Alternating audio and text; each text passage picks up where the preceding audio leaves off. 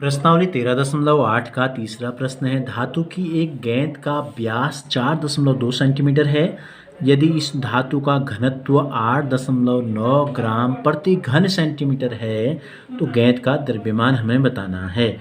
तो देखो व्यास हमको दिया गया है कितना, 4.2 सेंटीमीटर। तो इस गेंद की त्रिज्या कितनी हो जाएगी? त्रिज्या क्या होती है? हमेशा व्यास का आधा होती है, यानी कि आधे के लिए क्या करते हैं, 2 बराबर भागों में बांट देते हैं। 2 दूनी 4, 2 एकम 2, तो कितना आ गया, 2.1 सेंटीमीटर हो गई इसकी त्रिज्या। तो घनत्व बताना है, और घनत्व हमको क्या दिया है, प्रति घन सेंटीमीटर। तो एक घन सेंटीमीटर का जो द्रव्यमान है, घनत्व है 8.9 है, ग्राम है। तो इसके लिए हमें क्या करना पड़ेगा, द्रव्यमान हमको ज्ञात करना है, तो हमको निकालना पड़ेगा सबसे पहले इसका आयतन। ठीक है, तो निकालते हैं गेंद का आयतन। गेंद का जो आकार है कैसा है, गोलाकार होता है। तो गोले का आयतन क्या होता है, 4/3 पाई आर क्यूब होता है। तो गुणा कर लेते हैं, 4 गुणा पाई का कुछ मान नहीं दिया तो 22/7। आर क्यूब का मतलब होता है कि आर को 3 बार गुणा करना है। तो ये हो गया 2.1 सेंटीमीटर गुणा 2 ठीक है, 3 बार हमने त्रिज्या को गुणा कर दिया। 7 का भाग जाता है किसी में एक में दे दो, 0.721। अब हमें इन सबको गुणा करना है, इन सबको क्या करना है, आपको एक एक करके गुणा करना है। गुणा करके क्या आएगा, देखो 22 चक्को हो गया 88 आपका। 21 गुणा 21 होता है 441। तो ये जगह 4.41 सेंटीमीटर गुणा सेंटीमीटर गुणा सेंटीमीटर, तीनों को एक साथ लिख देते हैं। तो ये हो गया घन सेंटीमीटर। अब 88 को गुणा कर देते हैं 4.41 से। यहाँ आप रफ में आप काम कर सकते हैं या वहीं हो जाएगा। तो ये आ जाएगा हमारा 388.08 गुणा 0.3 घन सेंटीमीटर। फिर 0.3 से गुणा कर देते हैं, 3 अट्ठे 24 का 4, हासिल 2, 3 गुणा 0 0, 0 में 2 जोड़ेंगे 2, 3 अट्ठे 24 का 4, हासिल 2, 3 अट्ठे 24 का 4, 2 26 का 6, हासिल 2, 3 3 9 2 11। अब दशमलव के 2 अंक इसमें थे और 1 अंक इसमें हो गया, तो पीछे से 3 अंक के बाद लग जाएगा दशमलव। तो अब हमको आयतन पता चल गया, यानी कि इतने घन सेंटीमीटर जो है इसका आयतन है। अब हमको दिया क्या है, 8.9 ग्राम द्रव्यमान है। कब, जब 1 घन सेंटीमीटर आयतन है। तो हम लिखेंगे 1 घन सेंटीमीटर, ठीक है, आयतन 1 घन सेंटीमीटर आयतन का जो द्रव्यमान है ये हमको दिया है 8.9 ग्राम। देखो हमको घनत्व लिखा था आगे से, देखो घनत्व बराबर क्या होता है, घनत्व बराबर होता है द्रव्यमान बट्टे आयतन। ठीक है, तो अब यहाँ जो लिखा है इसका मतलब क्या, इसका मतलब क्या है, 1 घन सेंटीमीटर जब आयतन है तो उसका जो द्रव्यमान है यानी कि ऊपर अंश में वो 8.9 ग्राम है। इसलिए कितना, 116.424 घन सेंटीमीटर आयतन का द्रव्यमान कितना होगा ये हमें बताना है। तो 116.424 को गुणा कर देंगे 8.9 से। अब हमको इसको 8.9 से क्या करना है, गुणा कर देना है। गुणा कर लेते हैं कहीं पे, ठीक है,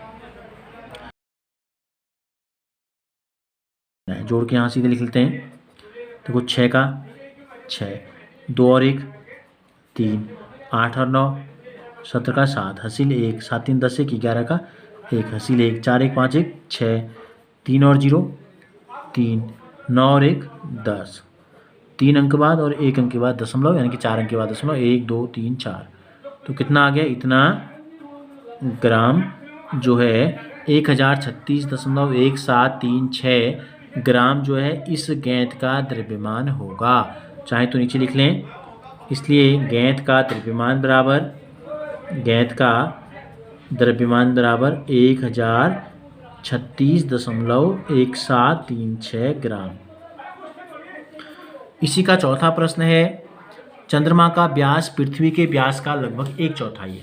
तो चंद्रमा का व्यास कब पता चलेगा हमको, जब हमको पृथ्वी का व्यास पता हो। पृथ्वी के व्यास का क्या है, 1/4। ठीक है, तो हम पृथ्वी का व्यास मान लेते हैं, माना पृथ्वी का व्यास पृथ्वी का व्यास ले लेते हैं हम, व्यास को हम डी से डिनोट करते हैं, यहाँ डी ले लिया हमने और यहाँ ई लिख देते हैं हम, ठीक है। ई का मतलब है अर्थ। अगर पृथ्वी का व्यास डी है तो चंद्रमा का व्यास कितना होगा? चंद्रमा का व्यास के बारे में कुछ कहा गया है। चंद्रमा के व्यास के बारे में बताया गया है कि चंद्रमा का जो व्यास है पृथ्वी के व्यास का 1/4 है। तो 1/4 का मतलब 1/4 ऑफ डी हो गया। अब हमको बताना है चंद्रमा का आयतन पृथ्वी के आयतन की कौन सी भिन्न है, पृथ्वी के आयतन का कौन सा भाग है, कौन सा हिस्सा है, ये हमको बताना है। तो दोनों का आयतन हमको निकालना पड़ेगा पहले। तो पृथ्वी का व्यास अगर हमको पता है तो पृथ्वी की त्रिज्या कितनी हो जाएगी? तो पृथ्वी की त्रिज्या हो जाएगी, हमेशा व्यास का आधा होता है तो d/2। इसी प्रकार चंद्रमा की त्रिज्या कितनी हो जाएगी? इसका आधा यानी कि बट्टे 2 अगर जाएगा तो ये 4 × 2 हो जाएगा यानी कि 8 हो जाएगा आपका, ठीक है। अब पृथ्वी का आयतन, पृथ्वी का आयतन निकाल लेते हैं। देखो पृथ्वी भी गोला है और चंद्रमा भी गोला है, तो 4/3 पाई r³ का मतलब क्या है? de/2 को 3 बार गुणा करना है, तो de × de तो d की घात 3 लिख लेते हैं और हर में हो जाएगा 2 × 2 × 2, 3 बार 2 को भी गुणा कर देंगे, ठीक है। इसी प्रकार चंद्रमा का जो आयतन हो जाएगा, चंद्रमा का जो आयतन होगा वो कितना हो जाएगा? 4/3 पाई de को 3 बार गुणा करेंगे और 8 को भी 3 बार गुणा कर देंगे, इस प्रकार से। अब दोनों के आयतन हमको पता चल गए। अब हमको ये पूछा है चंद्रमा का आयतन पृथ्वी के आयतन की कौन सी भिन्न है। तो चंद्रमा का आयतन हमको ये बताना है, चंद्रमा का आयतन पृथ्वी के आयतन की कौन सी भिन्न है, यानी कि बट्टे पृथ्वी का आयतन, ये हमको बताना है। तो चंद्रमा का आयतन कितना है लिख लेते हैं, 4/3 पाई de की घात 3/8 × 8 × 8 है। और पृथ्वी का जो आयतन है ये है 4/3 पाई de की घात 3 2 × 2 × 2 है। तो 4/3 पाई से 4/3 पाई कट गया, d की घात 3 से d की घात 3 कट गया, ये 1/8 बचा 8 × 8 × 8, 1/2 × 2 × 2, तो बट्टे में है तो ये चले जाएगा सबसे ऊपर, यानी कि 2 × 2 × 2 हो जाएगा और 8 × 8 × 8 रह जाएगा आपका नीचे, ठीक है। कैसे हुआ ऐसा? ऐसे हुआ जैसे कि हम आपको पहले हमने बताया है, जब अगर a/b एक भिन्न है और c/d एक भिन्न है तो d a के साथ चले जाता है गुणा में और b c के साथ चले जाता है। इसको हम लिखते हैं a × d/b × c लिखते हैं। इसी प्रकार यहाँ कुछ नहीं बचा, 1 है, यहाँ भी 1 है, ठीक है। तो 2 × 2 × 2 1 के साथ चले गया और 1 भी 8 × 8 के साथ चले गया, इस प्रकार से। 2 × 2 2 × 8, 2 × 2 2 × 8, 2 × 2 2 × 8, 1 × 1 × 1 1, 4 × 4 × 4, 4 × 16, 16 × 64, तो कितना आ गया? 1/64 आ गया, ठीक है।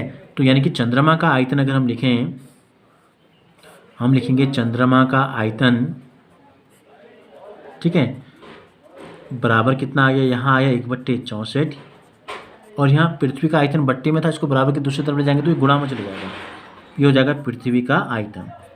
तो हम इसको कैसे पढ़ेंगे? हम इसको बोलेंगे चंद्रमा का जो आयतन है पृथ्वी के आयतन का 1/64वां भाग है।